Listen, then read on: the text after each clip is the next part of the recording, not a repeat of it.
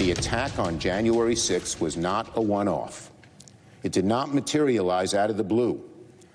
On the contrary, January 6th was a symptom of a much broader illness that has now infected the modern Republican Party, an effort to delegitimize our elections rooted in Donald Trump's big lie. Democrats are taking their efforts to defend democracy to the Senate floor ahead of Thursday's January 6th anniversary. Hawaii Senator Brian Schatz is going so far as to call out two of his Republican colleagues by name for their efforts to delegitimize the 2020 election. The Electoral College certification is supposed to be the functional equivalent of a swearing in. It's where the thing gets made official, but it's not like any decisions are supposed to be made that day. But Senators Hawley and Cruz and others, with their unlimited ambition, their big brains, and their supposed expertise in the Constitution, were dancing on the edge of overturning democracy itself.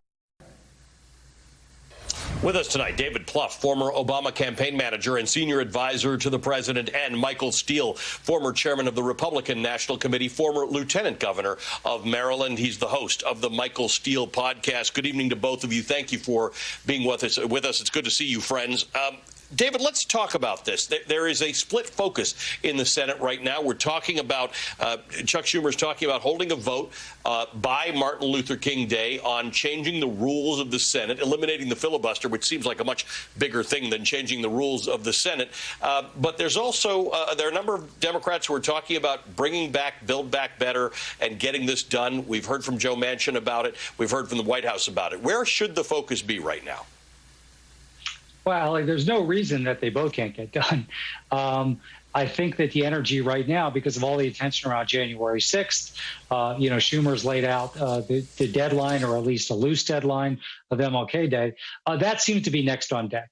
And it's essential. I mean, if there's not a way to carve out the filibuster, and the Manchins and Sinemas and other Democrats, and there are other Democratic senators who've professed some concern about that, they have all the permission structure they need to stand up in front of a microphone and say, I did not want to do this.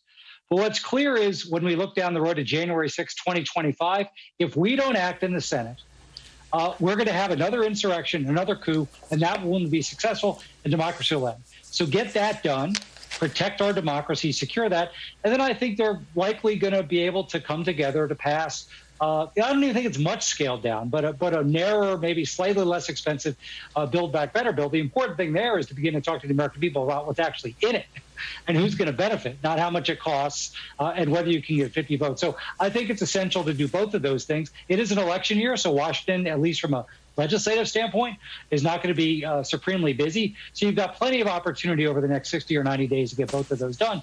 But voting rights is next on deck. And again, it's to make sure it's not too hard for people to vote. The most important thing is to make sure that hack Republican state legislators can't decide that no matter what voters do in their states, they're going to decide who wins the election. Mitch McConnell spoke to that today, said he didn't think that legislators would do that, go against the will of the people. I mean, just look around, man. All around the country, that's what's happening. They're preparing to be successful this time in their coup attempt.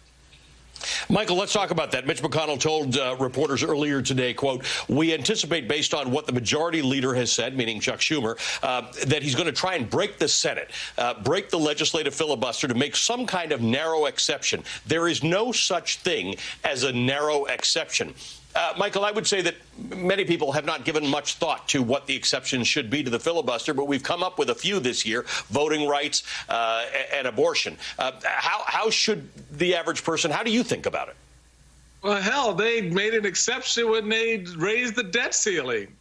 They just did that a few weeks ago. And so, I mean, this is such a canard. It's such a joke. McConnell's got jokes in the beginning of the new year. Hey, look, the reality of it is breaking the Senate. The Senate has been broke for some time now. And it's not because of the filibuster. It's because no one wants to govern.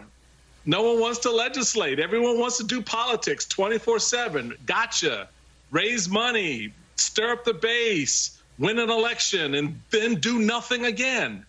I mean, this is the cycle we're in.